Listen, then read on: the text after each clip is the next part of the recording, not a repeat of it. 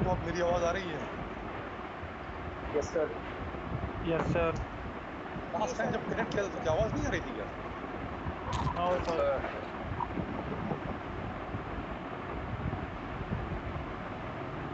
अभी जो पहले मैंने कनेक्ट किया था उसमें आवाज नहीं आ रही थी? नहीं सर, उसमें नहीं आ रही। नहीं आ रही थी सर।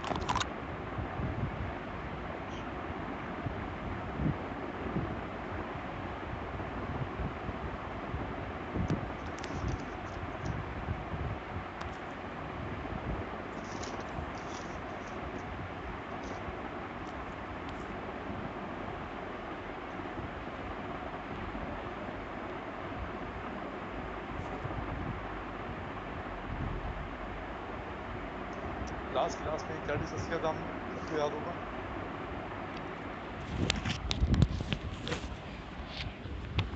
वेज ऑफ इन्वेस्टमेंट के बारे में पढ़ा था उसमें। एन्युटी की दो टाइप्स होती हैं, एन्युटी ड्यू और ऑर्डिनरी एन्युटी। लास्ट सेशन में हमने क्या डिस्कस किया था?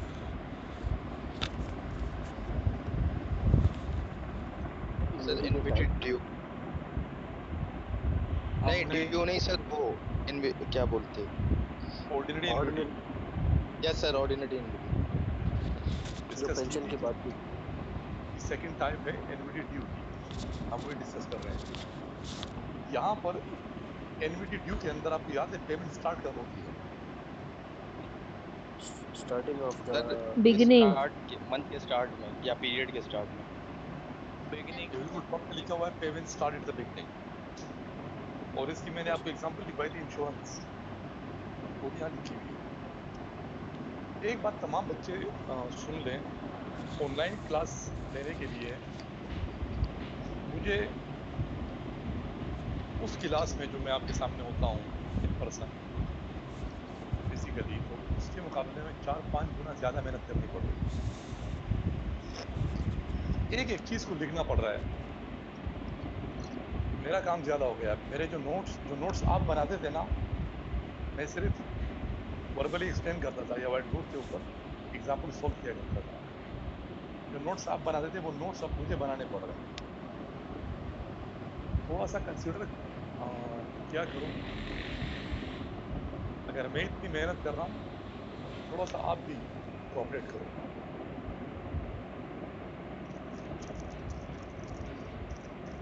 ये जो हम सब्जेक्ट पढ़ रहे हैं आईपीएफ का,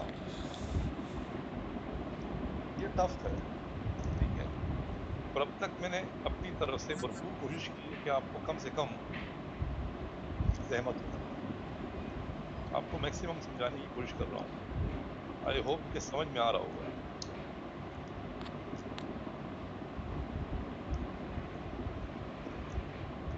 अब यहाँ पर एक एग्जांपल है एनवीडी ड्यू के हवाले से। ओहो,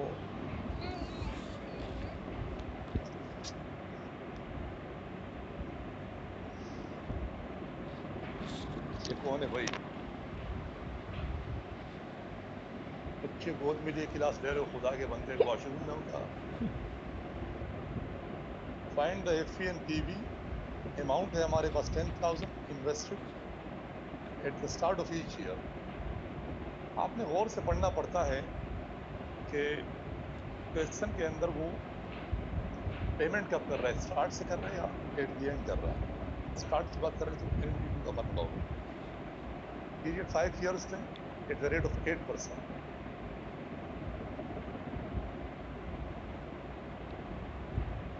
अब की पीरियड 3 years है, बल्कि मेरे ख्याल में वही सवाल है ना जो हमने ऑर्डिनरी एनवीडी में किया था। डेटा तो वही है, ईयर्स भी सेम है, रेट ऑफ इंटरेस्ट भी सेम है, एनवीडी के अमाउंट, सिर्फ एक चीज फर्क है, वो एट द एंड पेमेंट कर रहा था, ये एट द स्टार्ट कर रहा है। अब ऑर्डिनरी एनवीडी और एनवीडी ड्यू के फार्मूले में बेसिक डिफरेंस क्या था? 1 + i से अब मल्टीप्लाई करना है आपने। फार्मूला एफई और पीवी का सेम रहेगा। अब क्या आपने 1 + i से मल्टीप्लाई करना है। तो हम पहले मालूम कर लेते हैं इसकी फ्यूचर वैल्यू। फ्यूचर वैल्यू के लिए क्या करना पड़ेगा आपको, कंपाउंडिंग या discounting? Discounting. Compounding sir. Compounding करनी पड़ेगी। और चूंकि पेमेंट हम स्टार्ट से कर रहे हैं तो टाइम जीरो के साथ पहली पेमेंट लिखी गई है। जिस दिन आपने एनवीडी का ये कॉन्ट्रैक्ट साइन किया, आपने पेमेंट टाइम जीरो पे कर दी है। लास्ट जो कल हमने एग्जांपल की थी, अगर आप वो रिकॉल करो तो टाइम जीरो के ऊपर पेमेंट नहीं थी हमारे पास, टाइम वन से हमने पेमेंट शुरू की थी, क्योंकि एट द एंड हम पेमेंट कर रहे थे। यहाँ में पेमेंट टाइम जीरो से शुरू हो गई है। तो 10,000 को अगर आप आगे पुश करेंगे, कितने साल के लिए इसे आगे पुश करना पड़ेगा? 3 साल के एग्रीमेंट है ये। 3 साल के लिए सर, क्योंकि 0 से स्टार्ट हो रहा है। मैं इसकी बात कर रहा हूँ। 8 साल के लिए सर। 3 साल के लिए। नहीं 3 साल के लिए। 10,000। अच्छा, 8% का फैक्टर क्या बनेगा? 1.08। 1.08 पावर 3 बनेगा। जी सर। मल्टीप्लाई कर दो, क्या आ रहा है?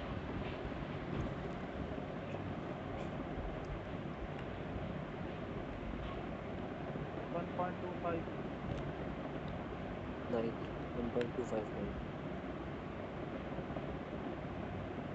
12597.9. से मल्टीप्लाई करोगे ना, एफ निकाल लें। TV into 1 plus I to power N. जी सर, 12,597। अब इसे कर दो, जो सेकंड पेमेंट है 10,000 की। अब इसे आपने कंपाउंड करना है फॉर 2 इयर्स, तो पावर 2 आएगा।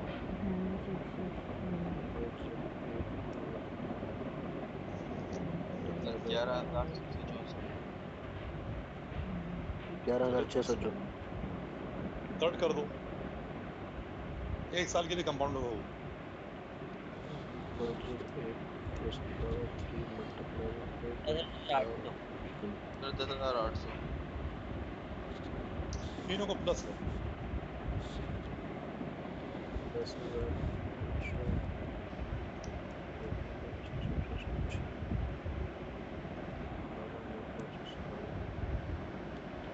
35,061 सर। 35,061। ये इसकी एफ आ गई। आपने 3 दफा 10,000 इन्वेस्ट किए, टाइम जीरो से आपने पेमेंट शुरू की, it was NVD due.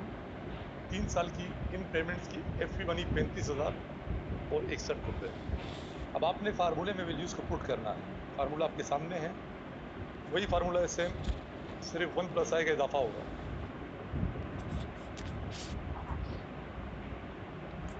Values put कर दो इसमें। एफ का फार्मूला वही है, सिर्फ 1 प्लस आई फैक्टर से मल्टीप्लाई होगा।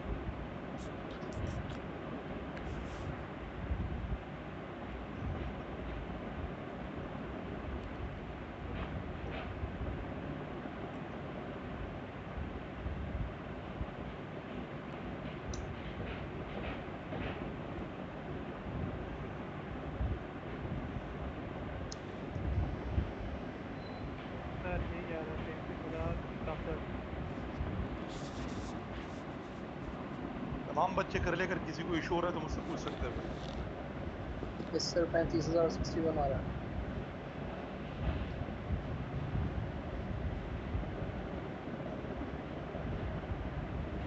सर यही आंसर आ रहा है। सही।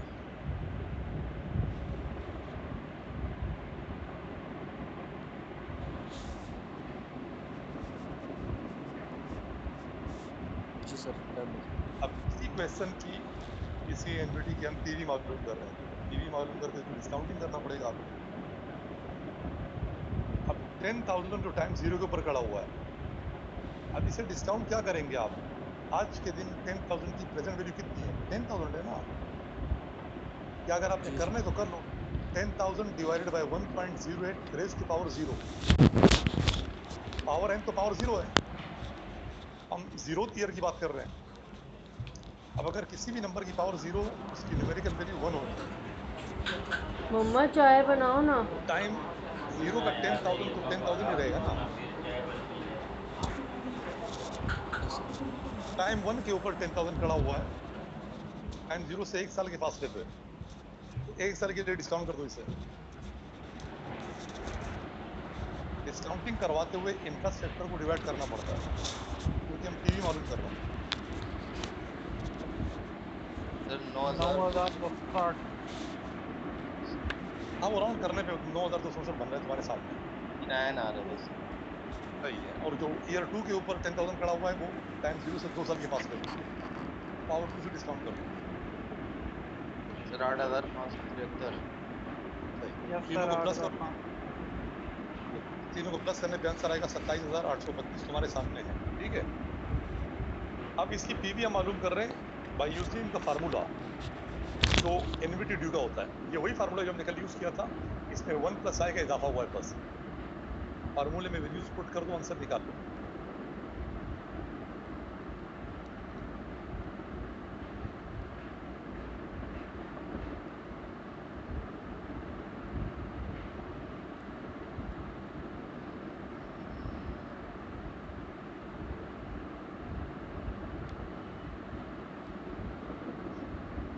Excuse me sir.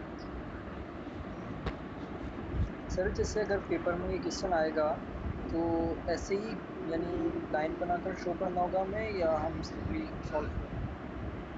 मैंने कहा था कंपाउंडिंग डिस्काउंटिंग से आप नहीं करेंगे, आप लोगों ने फार्मूला यूज किया।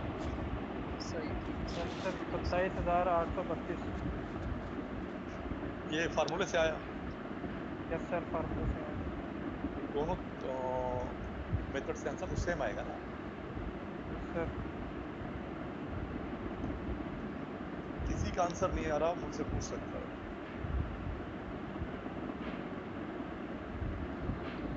आया सर। अब पीवी हमारे सामने आएगी 27,832.7 और एफ आ गई 35,000 समथिंग। ये इंसर्ट आउट अप्रोच की मैं बात कर रहा हूँ ना, हमें पता है कि एफ बराबर होता है PV into 1 plus I raise to power है। आप पीवी पुट कर दो जो आ गई हमारे पास, फार्मूले में प्लेस करो वैल्यूज को, तो आपको वही एफ दे देगा जो अभी हमने पहले मालूम किया।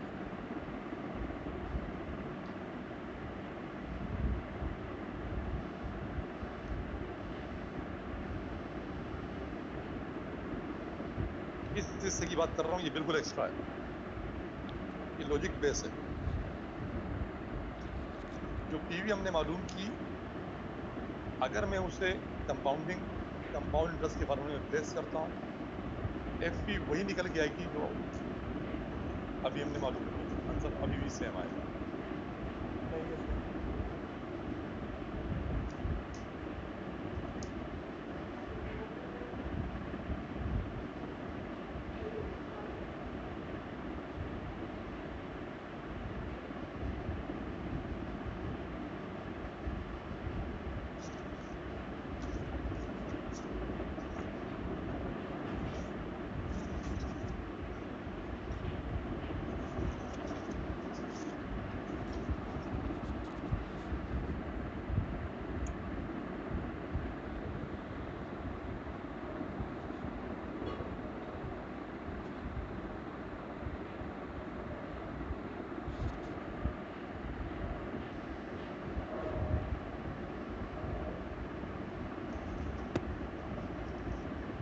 टाइम वैल्यू ऑफ मनी के इस चैप्टर में हम बहुत सारे टाइप्स के रिटर्न्स पढ़ेंगे।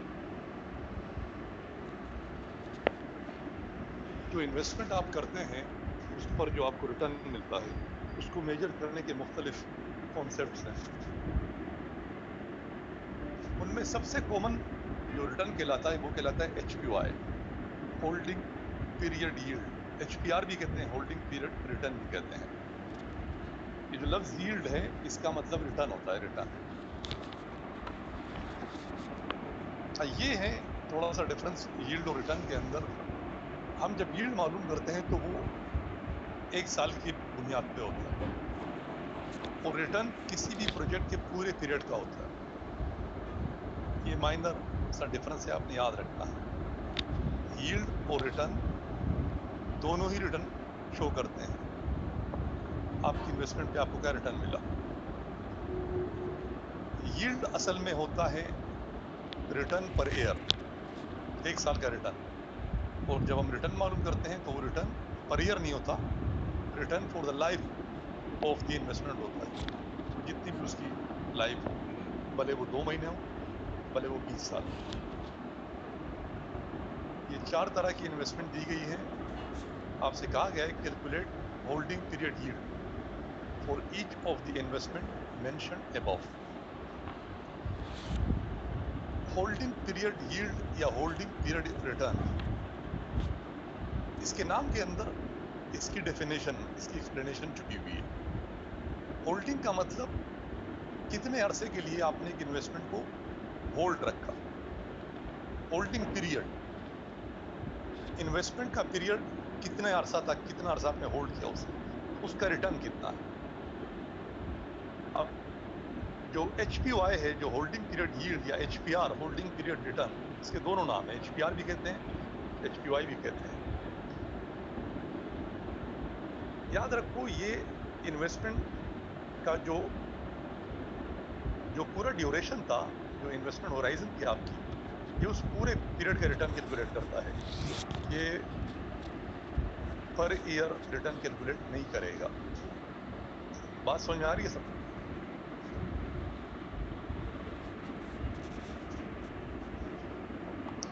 सर एक बार रिपीट कर। तो होल्डिंग पीरियड यील्ड है, जो रिटर्न कैलकुलेट करेगा, ये इन्वेस्टमेंट के पूरे पीरियड का रिटर्न होगा, ये 1 साल का नहीं होगा। मैं सिर्फ ये बोलूँगा, इसका नाम ये है होल्डिंग पीरियड यील्ड। भले आपने वो इन्वेस्टमेंट होल्ड की 1 महीना या 20 साल, वो रिटर्न बता देगा इस अरसे में इस इन्वेस्टमेंट से आपने कितना रिटर्न जनरेट किया। ये बात समझ में आ गई? Yes sir. एक दफा और बता रहा हूँ, होल्डिंग पीरियड यील्ड आपको रिटर्न कैलकुलेट करके देगा उस इन्वेस्टमेंट के पूरे पीरियड का। ये 1 ईयर का रिटर्न कैलकुलेट नहीं करता। 1 ईयर का रिटर्न कैलकुलेट करने का फार्मूला अलग है, वो हम इसके बाद पढ़ेंगे। Holding period yield return calculate करेगा इन्वेस्टमेंट के पूरे पीरियड का, चाहे वो पीरियड मंथ्स में हो, चाहे वो डेज में हो, चाहे वो ईयर्स में हो, ये पूरे पीरियड का रिटर्न कैलकुलेट करता है। यहाँ पे हमारे सामने 4 इन्वेस्टमेंट है। इन्वेस्टमेंट ए की बात करते हैं। इन्वेस्टमेंट ए, बिगिनिंग वैल्यू क्या है? 40,000। एंडिंग वैल्यू क्या है? 50,000। और कैश फ्लो कितना आया वहां से? 10,000। 10,000। ये जो इन्वेस्टमेंट ए आपको दिया गया है, इसमें आपने शुरू में इन्वेस्ट कितने किए थे? 40 सर। आउटफ्लो कितना हुआ था? 10,000। नहीं पता। 40,000 सर। आपने इन्वेस्ट किए थे 40,000। जी। बिगिनिंग वैल्यू आपकी इन्वेस्टमेंट है, ये जो आपने पैसा इन्वेस्ट किया था, इसकी कीमत आज क्या है?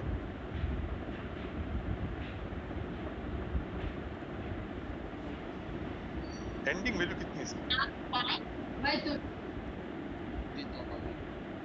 50,000। एक आइटम आपने 40,000 का खरीदा था, वो आज 50,000 का है। आपको फायदा हुआ या नुकसान हुआ? फायदा हो गया सर। इसके अलावा इस इन्वेस्टमेंट से 10,000 का कैश फ्लो भी आया आपके पास। कुल कितना फायदा हुआ? 20,000। 20,000 का फायदा कितनी की इन्वेस्टमेंट पे आपको हुआ? 40 की सर। 40,000। आपकी इन्वेस्टमेंट 40,000 है।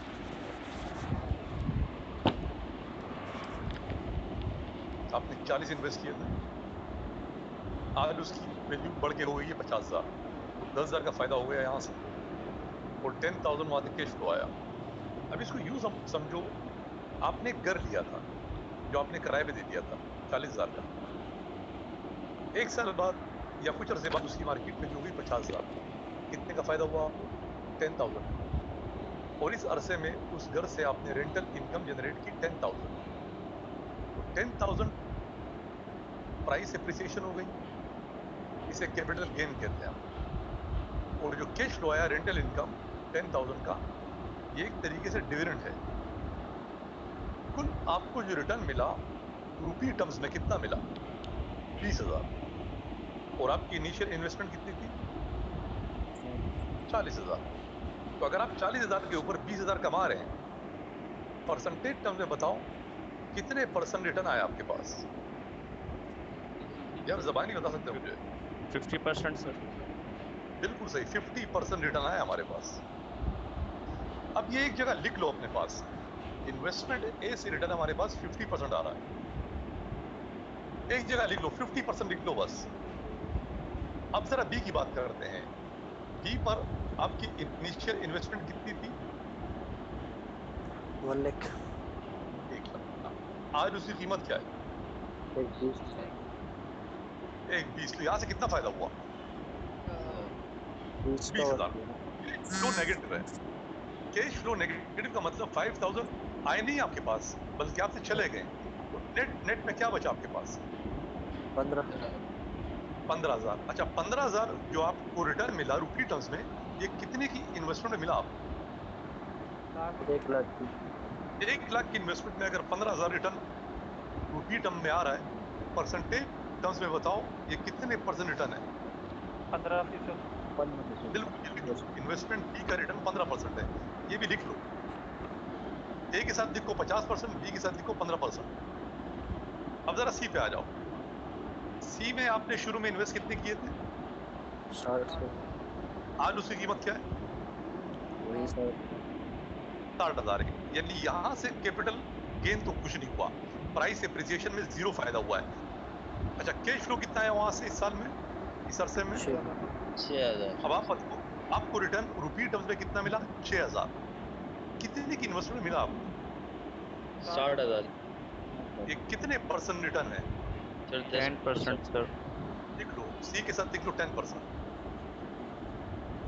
अच्छा, डी की मैं कैलकुलेशन यहां नहीं कर रहा, ये वर्बली आपको समझ में नहीं आएगा। यहाँ पर ये जो जो डॉक्यूमेंट में शेयर कर रहा हूँ आपके पास, ये क्वेश्चन है, इसका सॉल्यूशन अगले पेज के ऊपर है, जरा वो देख लेते हैं। क्वेश्चन तो अब आपको याद हो गया होगा ना। हमने इन तमाम इन्वेस्टमेंट, इन चारों इन्वेस्टमेंट का HPOI कैलकुलेट करना है, होल्डिंग पीरियड यील्ड या होल्डिंग पीरियड रिटर्न कैलकुलेट करना है।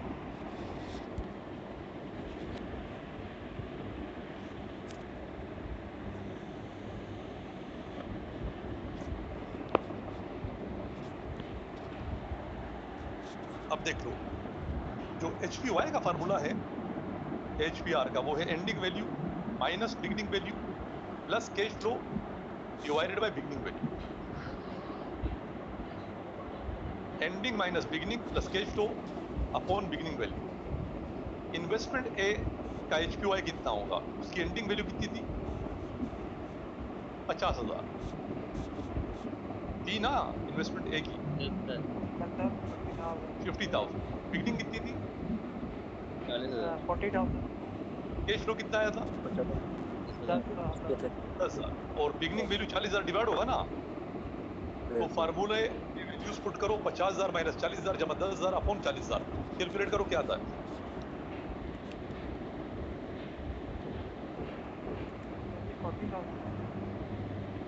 50 में से 40 माइनस किया, 10 बचा ना। 10 जमा 10 20,000, 20,000 बटा 40,000 करो ना। 0.5 मल्टीप्लाई 100 कर दो। 50। 50%। इन्वेस्टमेंट ए का रिटर्न 50% आया था, नहीं आया था? अभी हमने जबानी किया था पहले। आया था। इन्वेस्टमेंट बी, एंडिंग वैल्यू 1,20,000 है, बिगिनिंग 1 लाख है, माइनस कर दिया। कैश फ्लो माइनस था, वो तो माइनस होगा, प्लस हो नहीं सकता। और बिगिनिंग 1 लाख है, कैलकुलेट करो।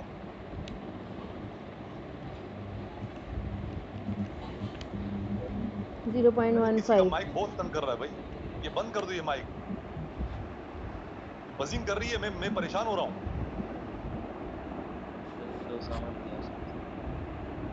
जिसका भी ये बंद कर दो भाई, सर में दर्द हो गया यार मेरे। क्या रिटर्न आया आपके पास? 15%।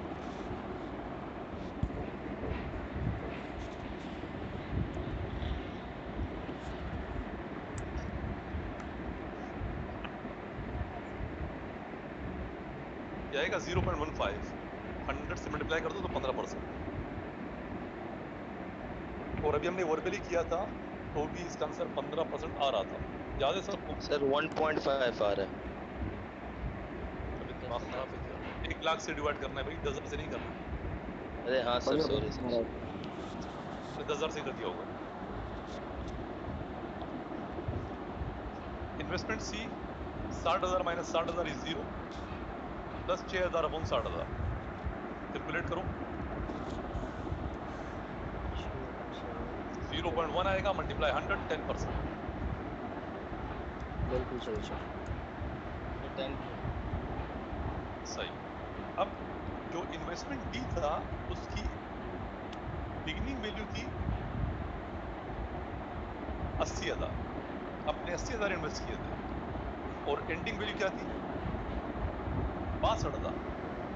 तो यहां पर कैपिटल गेन हुआ है, कैपिटल लॉस हुआ है? बहुत सर। कैपिटल लॉस कितने का हुआ है?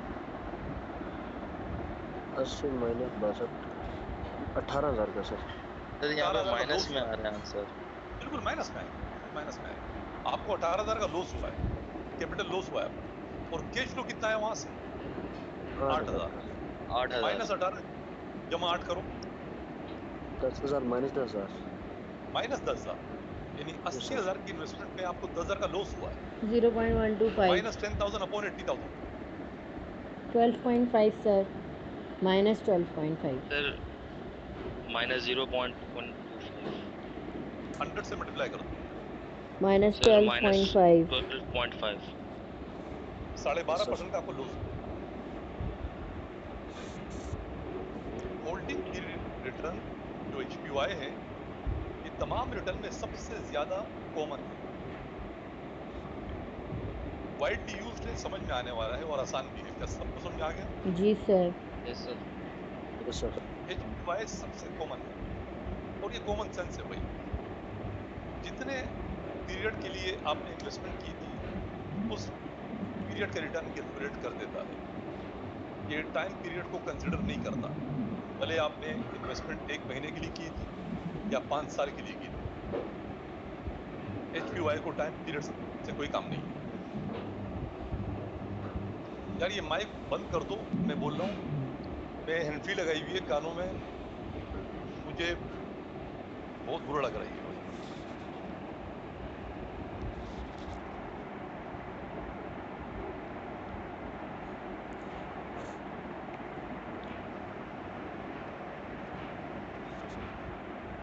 अच्छा अब जरा यहाँ देखो, HPY वर्सेस EAY।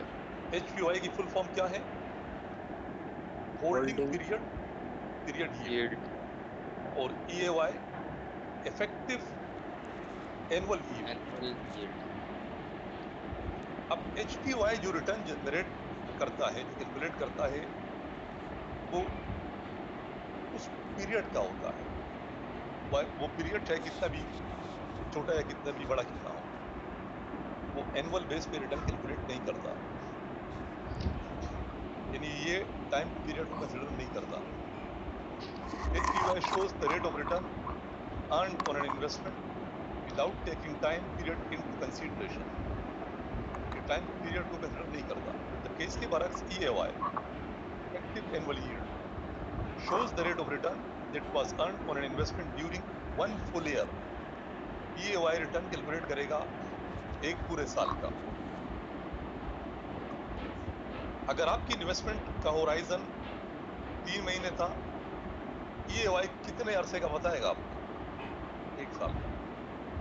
अगर आपकी इन्वेस्टमेंट होराइजन का अरसा 10 साल था, EAY कितने अरसे का रिटर्न देगा आपको? 1 साल का। 1 साल का. याद रखो, effective annual yield shows the return of 1 year, 1 full year. 365 दिनों का रिटर्न दे देगी आपको। HPY कितने अरसे का रिटर्न देता है आपको? पीरियड का जो सर पूरा। भी आपका पीरियड था, वो नहीं देखता कि पीरियड आपका 1 दिन था या 10 साल था। EAY क्या देखता है? 1 full year. 1।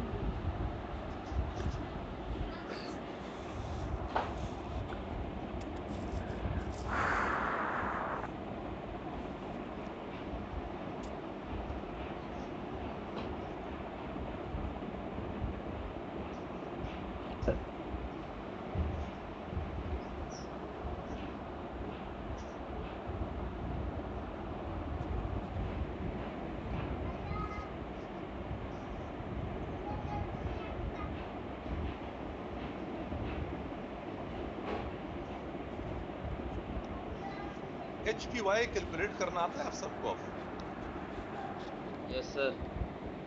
Ending minus beginning plus into upon beginning, simple आपके पास उस पूरे पीरियड का रिटर्न आ जाएगा। जब हम HQI कैलकुलेट कर लेते हैं तब हम EAY कैलकुलेट कर सकते हैं। EAY का फार्मूला क्या है? इफेक्टिव एनुअल लीड का फार्मूला क्या है? 1 प्लस HQI। याद रखो आपको HQI कैलकुलेट करना है। HQI कैलकुलेट कर लेंगे कि आप EAY कैलकुलेट कर सकते हैं। 1 plus HQI raise to power, अब यहाँ 3 फार्मूले लिखे हुए 1 2 3।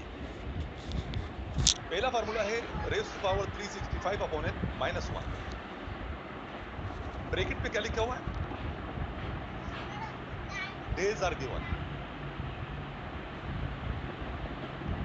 मिसाल के तौर पर आपको बताया गया कि हमने इन्वेस्टमेंट की 80 दिनों के लिए, तो डेज की बात हो रही है ना। उस 80 डेज की इन्वेस्टमेंट में HQI बना 15%। एक साल का रिटर्न कितना होगा? मैं आपसे पूछ रहा हूं, आपके ख्याल में एक साल का रिटर्न कितना होगा? 15% से ज्यादा होगा या कम होगा? आपने 80 दिन की इन्वेस्टमेंट की, 80 दिन की, और 80 दिन में आपको 15% कमा के दी, ये HQI है। अब अगर मैं इसका EAY निकालता हूं, इफेक्टिव एनुअल यील्ड निकालता हूं, तो वो जो रिटर्न कैलकुलेट होगा वो आपके ख्याल में 15% से ज्यादा होगा या कम होगा? वो ज्यादा होगा, कोर्स वो ज्यादा होगा।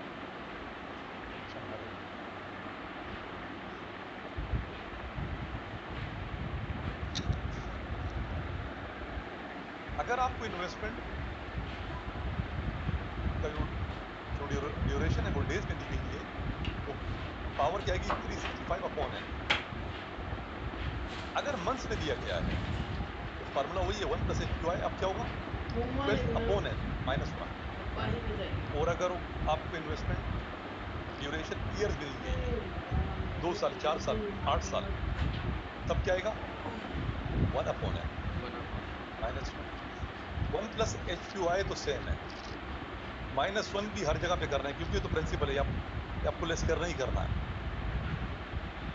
फार्मूलाज इसके 3 हैं। अगर डेज हो तो 365 अपॉन n, अगर मंथ्स है तो 12 अपॉन n, अगर ईयर्स है तो 1 अपॉन n। अब जरा मैं इसको थोड़ा सा डिस्कस करना चाहता हूं। एक साल में कितने दिन होते हैं? फुल ईयर की बात कर रहा हूं। 365 एक साल। अगर मैं 365 के 2 हिस्से करता हूं, डिवाइड करता हूं 2 से, तो मेरा आंसर तो फ्रैक्शन में आएगा। कर दो, डिवाइड कर दो, 2 से डिवाइड कर दो। 182.5। फर्ज करो आपने एक इन्वेस्टमेंट की 182.5 दिन के लिए। ये आधा साल हुआ नहीं हुआ? ये पूरा आधा साल हुआ। वहां से आपको रिटर्न मिला 10%, आधे साल में रिटर्न मिला 10%। पावर में हम क्या रखेंगे?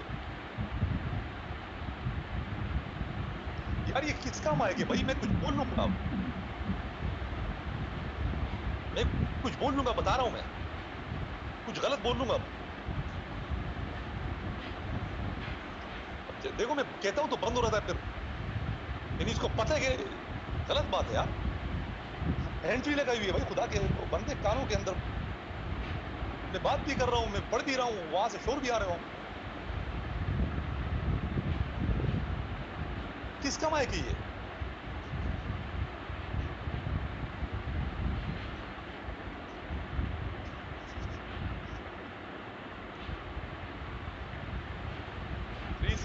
को डिवाइड किया 2 पे, आंसर क्या है आपके पास? ये बना आधा साल। आपने आधे साल के लिए इन्वेस्टमेंट की, आपको रिटर्न मिला 10%। मुझे पूरे साल का रिटर्न मालूम करना है। अब जब आप 365 अपॉन n लिखेंगे, n तुम्हारे पास क्या है? 182.5 है ना? ले लो, आओ ले लो, क्या आता है? 365 अपॉन 182.5 करो, क्या आ रहा है?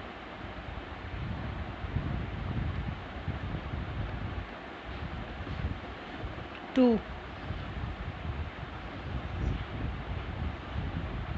पावर 2 आएगा सर ये तो। 2 आएगा ना, 2 आएगा। जी अब एक साल में 182.5 दिन कितनी दफा आते हैं? 2 दफा दो दफा 365 2 दफा आते हैं। फर्ज करो आपने इन्वेस्टमेंट की फॉर 73 डेज, 73 दिन के लिए आपने इन्वेस्टमेंट की। पावर बताओ क्या आएगा? n 73 है, n is equal to 73। Power बताओ क्या आएगा? 365 divided by 73 5 5 एक साल में 73 दिन कितनी दफा आते हैं? 5 दफ़ा 5 दफा आते हैं। 73 को मल्टीप्लाई करो 5 से, yes sir 365 तो पावर 5 आ रहा है। याद रखो EAY का फार्मूला डेज को कन्वर्ट कर देगा ईयर्स में। डेज की बात कर रहा हूँ, नंबर ऑफ डेज। अब देखो मंथ्स पे आ जाओ। अगर आपने इन्वेस्टमेंट की फॉर 6 मंथ्स, अब n कितना है? 6 है, रखो फार्मूले में। अब मंथ्स का फार्मूला पढ़ रहा हूँ, 12 अपॉन n आएगा। 2 आएगा सर पावर 2 आया। एक साल में 6 महीने कितने आते हैं? 2 दफा सर आपने इन्वेस्टमेंट की फॉर 9 मंथ्स, रखो फार्मूले में क्या आता है?